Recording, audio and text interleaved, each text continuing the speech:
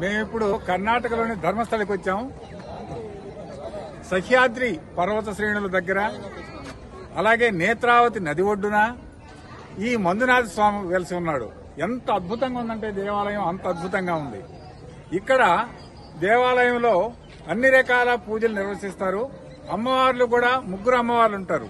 లక్ష్మీదేవి, పార్వతి, మహంకాళి, కాళీ అమ్మవార్లు. ఈ అద్భుతమైనటువంటి ఈ దేవాలయం దర్శించుకోవడం మా భాగ్యంగా భావిస్తున్నాం. అంతకంటే ఇంకొక విశేషం ఏంటంటే, సాధారణంగా శివాలయాల్లో శైవులు పూజారులకు ఉంటారు, ఇక్కడ వైష్ణవులు పూజారులకు ఉంటారు. అది చాలా విచిత్రమైన విషయం, మంచి విషయం కూడా. అంటే ఇది ఒక విధంగా సోదర శివ వైష్ణవుల భేదం లేకుండా ఆ కాలంలో చేశారు. కాబట్టి ఈ దర్శించుకోవడం అనేది చాలా ఆనందంగా ఉంది. రోజుకు దాదాపు 10,000 మంది భక్తుల కంటే ఎక్కువ మంది భక్తులు ఇక్కడ దర్శనం చేసుకుని పోతుంటారు. వాళ్ళ మనసులోని కోరికలు నెరవేరుతుంటాయి ఇక్కడ.